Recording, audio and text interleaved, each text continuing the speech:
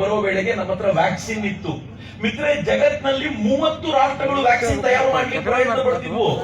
America, Russia, Germany, France, England, China ಎಲ್ಲಾ ದೊಡ್ಡ ದೊಡ್ಡ ರಾಷ್ಟ್ರಗಳು ಟ್ರೈ ಮಾಡ್ತಾ ಇದ್ವು ವ್ಯಾಕ್ಸಿನ್ ಕಂಡುಹಿಡಿಯಬೇಕು ಅಂತ.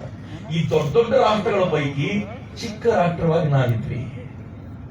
ಕೊನೆಗೆ ವ್ಯಾಕ್ಸಿನ್ ಕಂಡುಹಿಡಿಯೋದ್ರಲ್ಲಿ ಗೆದ್ದಿದ್ದೆ 8 ರಾಷ್ಟ್ರ ಗೊತ್ತಾ? 5 ರಾಷ್ಟ್ರ. ಅಮೆರಿಕ ಶ್ರೀಮಂತ ರಾಷ್ಟ್ರ, ಗೆದ್ದಿರ್ಬೋದು. ರಷ್ಯಾ ಶ್ರೀಮಂತ ರಾಷ್ಟ್ರ, ಗೆದ್ದಿದೆ.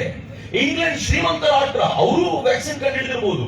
4ನೇ ರಾಷ್ಟ್ರ ಚೀನಾ, ವ್ಯಾಕ್ಸಿನ್ ಕರೋನಾ ವೈರಸ್ ಅವರದ್ದು, ವ್ಯಾಕ್ಸಿನ್ ಕಂಡುಹಿಡಿದಿರಬಹುದು. 5ನೇ ರಾಷ್ಟ್ರ ಯಾವ್ದು ಗೊತ್ತಾ? ಯಾವುದನ್ನ ಜಗತ್ತಿನ ಜನ ಹೀನ, ದೀನ, ಕೃಪಣ, ದರಿದ್ರ, ಬಡ, ಕೆಲಸಕ್ಕೆ ಬಾರದ, ಹಳ್ಳಿಗರಿಂದ ತುಂಬಿರುವ, ದಡ್ಡರೇ ಇರುವ, ಬಯಲು ಶೌಚಾಲಯಕ್ಕೆ ಹೋಗುವ, ಮೂರ್ತಿ ಪೂಜೆ ಮಾಡುವ ಜನ ಅಂತ ಯಾರನ್ನು ಹಂಗಿಸ್ತಾ ಇದ್ರೋ ಆ ಭಾರತ 4 ಶ್ರೀಮಂತ ರಾಷ್ಟ್ರಗಳ ಜೊತೆ 5ನೇ ರಾಷ್ಟ್ರವಾಗಿ ನಿಲ್ತಲ್ಲ. 2 ಜಗತ್ತಿಗೆ ಕೊಟ್ವಿ.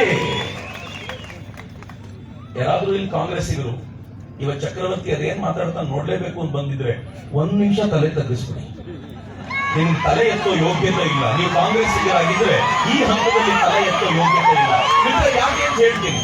ನಾವು ವ್ಯಾಕ್ಸಿನ್ ಕಂಡಿಡಿದಾಗ, ಭಾರತದ ವಿಜ್ಞಾನಿಗಳು ಕಷ್ಟಪಟ್ಟು ವ್ಯಾಕ್ಸಿನ್ ಕಂಡಿಡಿದಾಗ ಕಾಂಗ್ರೆಸ್ಸಿಗರು ಏನಂದ್ರು ಗೊತ್ತಾ?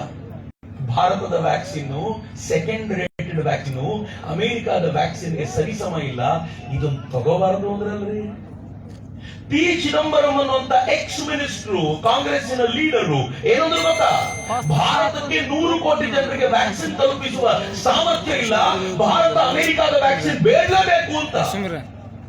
ಆದ್ರೆ ಇವತ್ತು ರಿಪೋರ್ಟ್ ಏನ್ ಬರುತ್ತೆ ಗೊತ್ತಾ? ಆ ರಿಪೋರ್ಟ್ ನೋಡಿ, ಇದು ಕನ್ನಡ ಪತ್ರಿಕೆ ಮಾಡಿರುವಂತ ರಿಪೋರ್ಟ್. ವಿದೇಶಿ ಕರೋನಾ ವೈರಸ್ ಯಾರ್ಯಾರು ತಗೊಂಡಿದ್ದಾರೋ, ವ್ಯಾಕ್ಸಿನ್ ಯಾರ್ಯಾರು ತಗೊಂಡಿದ್ದಾರೋ ಅವರಿಗೆ 13 ಬಗೆಯ ಕಾಯಿಲೆಗಳು ಬಂದಿವೆ. ಅದು ಹೃದ್ರೋಗ ಕಾಯಿಲೆ, ಹಾರ್ಟ್ ಪ್ರಾಬ್ಲಮ್, ನರಗಳ ಪ್ರಾಬ್ಲಮ್, ರಕ್ತಕ್ಕೆ ಸಂಬಂಧಪಟ್ಟ ಕಾಯಿಲೆಗಳೆಲ್ಲ ಬರ್ತಾ ಇವೆ. ಯಾರ್ಯಾರು ಬಾದಾಮಿಯಲ್ಲಿ ಭಾರತದ ವ್ಯಾಕ್ಸಿನ್ ತಗೊಂಡಿದ್ದಾರೋ ಗುಂಡು ಕಲ್ಲಿನಂತೆ ಇದ್ದಾರೆ ಅಂತಂದ್ರೆ ನರೇಂದ್ರ ಮೋದಿ ನಮ್ಮ ಜೀವವನ್ನು ಉಳಿಸಿದ್ರು. ಕಾಂಗ್ರೆಸ್ಸಿಗರು ಕೇಳ್ತಾರೆ, 15 ಲಕ್ಷ ಅಕೌಂಟಿಗೆ ಬಂತ? ನಾನು ತಮಾಷೆ ಮಾಡ್ತಿರ್ತೀನಿ ಅವರಿಗೆ. ಪಾಕಿಸ್ತಾನ್ ಜಿಂದಾಬಾದ್ ಅಂತ ಹೇಳಿ ಸಮರ್ಥಿಸಿಕೊಳ್ಳೋರನ್ನ, ಅದನ್ನ ನಿಮ್ಮ ಜೀವಕ್ಕೆ ಬೆಲೆ 15 ಪೈಸೆನೂ ಇಲ್ಲ. ಆದ್ರೆ ಹಿಂದೂಸ್ತಾನಕ್ಕೆ ಜಿಂದಾಬಾದ್ ಅಂತ ಹೇಳುವಂತ ನಮ್ಮೆಲ್ಲರ ಜೀವಕ್ಕೆ ಕೋಟ್ಯಂತರ ರೂಪಾಯಿ ಬೆಲೆ ಇದೆಯಪ್ಪ. ನರೇಂದ್ರ ಮೋದಿ ಅದನ್ನ ಕಾಪಾಡಿ ನಮ್ಗೆ ಅದಕ್ಕಿಂತ ಜಾಸ್ತಿ ಹಣ ಕೊಟ್ಟಿದ್ದಾರೆ ಅಂತ ನಾನು ಅವ್ರಿಗೆ ತಮಾಷೆ ಮಾಡೋದು ಉಂಟು ಯಾವಾಗ್ಲೂ. ಆದ್ರೆ ಆಶ್ಚರ್ಯ ಏನ್ ಗೊತ್ತೇನು? ನಾವ್ ಈ ವ್ಯಾಕ್ಸಿನ್ ಕಂಡಿಡಿದಾಗ ಅಮೆರಿಕ ಎಲ್ಲರೂ ವ್ಯಾಕ್ಸಿನ್ ಇತ್ತಲ್ಲ, ಅಮೆರಿಕಾದ ವ್ಯಾಕ್ಸಿನ್ ಬೆಲೆ 3,000 ರೂಪಾಯಿ ಇತ್ತು, ಒಂದು ವ್ಯಾಕ್ಸಿನ್ ಬೆಲೆ. ಸುಮ್ಮನೆ ಯೋಚನೆ ಮಾಡಿ, ಅಮೆರಿಕಾದ ಹತ್ರ ಒಂದೇ ಸಲ 100 ಕೋಟಿ ಕೊಡೋ ಕೆಪಾಸಿಟಿ ಇರಲಿಲ್ಲ. ಒಂದ್ಸಲ ಕೇಳಿದ್ರೆ 10,000 ವ್ಯಾಕ್ಸಿನ್ ಕೊಡ್ತಿದ್ರೇನೋ. 10,000 ಡೆಲ್ಲಿಗೆ ಬರ್ತಿತ್ತು. ಡೆಲ್ಲಿಗೆ ಬಂದ್ರೆ 3,000 ರೂಪಾಯಿ ವ್ಯಾಕ್ಸಿನ್ ಡೆಲ್ಲಿಯ ಶ್ರೀಮಂತರು 3 ಲಕ್ಷ ರೂಪಾಯಿ ಕೊಟ್ಟಾದ್ರೂ ಬಾಚ್ಕೊಂಡ್ ಬಿಡ್ತಿದ್ರು. ಆ ವ್ಯಾಕ್ಸಿನ್ ಬಾದಾಮಿವರೆಗೂ ಯಾವತ್ತೂ ಬರ್ತಾನೆ ಇರಲಿಲ್ಲ. ಅದೇನಾದ್ರೂ ಬಾದಾಮಿಗೂ ಬಂದಿದೆ ಅಂತಂದ್ರೆ ಆ ಪುಣ್ಯಾತ್ಮ ನಮ್ ಪರವಾಗಿ ಆಲೋಚನೆ ಮಾಡಿದ್ರಿಂದ ಕಾರಣ ಅಂತ. ಆ ಕಾರಣಕ್ಕೆ ಹೇಳ್ತೀನಿ, ಮೋದಿ ಜೀವ ಉಳಿಸಿದ್ರು ಅಂತ. ಅದು ಆಶ್ಚರ್ಯ ಏನ್ ಗೊತ್ತಾ? ಈ ಟೈಮಲ್ಲಿ ಜಗತ್ತಿನ ಅನೇಕ ರಾಷ್ಟ್ರಗಳು ಅಂತ ಹೇಳಿದ್ದು ನಮ್ಗೆ ವ್ಯಾಕ್ಸಿನ್ ಕೊಡಲ್ವಾ? ಅಮೆರಿಕ ಹೇಳ್ತು ವ್ಯಾಕ್ಸಿನ್ ಕೊಡ್ತೀನಿ, ಆದ್ರೆ 2 ಕಂಡೀಷನ್. ಮೊದಲು ನಮ್ ಜನಕ್ಕೆ ವ್ಯಾಕ್ಸಿನ್, ಆಮೇಲೆ ಉಳಿದ್ರೆ ನಿಮಗೆ.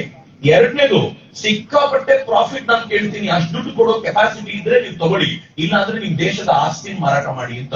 ದೇಶ ಮಾರಿ ಅಂತ ಅವ್ರು ಭಾರತದ ಕಡೆ ತಿರುಗಿದ್ರು. ನಮ್ಗಿಲ್ವಾ ವ್ಯಾಕ್ಸಿನ್? ಭಾರತ ಹೇಳ್ತು ನಾನು ಕೊಡ್ತೀನಿ, 2 ಕಂಡೀಷನ್. ನನ್ನ ಹತ್ರ ಪ್ರೊಡಕ್ಷನ್ ಕೆಪಾಸಿಟಿ ಜೋರಾಗಿರೋದ್ರಿಂದ ನಮ್ ಜನಕ್ಕೆ ಕೊಡುವಾಗ್ಲೇ ನಿಮ್ಗೂ ಕೊಡ್ತೀನಿ, ನೀವೇನ್ ಬೇರೆಯವರಲ್ಲ. 2ನೇ ಕಂಡೀಷನ್ ಏನ್ ಗೊತ್ತಾ? ನನ್ ಪ್ರೊಡಕ್ಷನ್ ಕಾಸ್ಟ್ 249 ರೂಪಾಯಿ ಇದೆ, ನಾನು ಅಷ್ಟಕ್ಕೆ ನಿಮ್ಗೆ ಕೊಡ್ತೀನಿ, 1 ರೂಪಾಯಿ ಪ್ರಾಫಿಟ್ ಬೇಡ ಅಂದ್ಬಿಡ್ತು ಭಾರತ.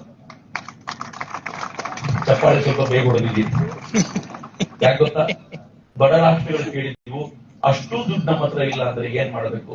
ಭಾರತ ಹೇಳ್ತು, ಯಾರಿಗೆ ದುಡ್ಡು ಕೊಡುವ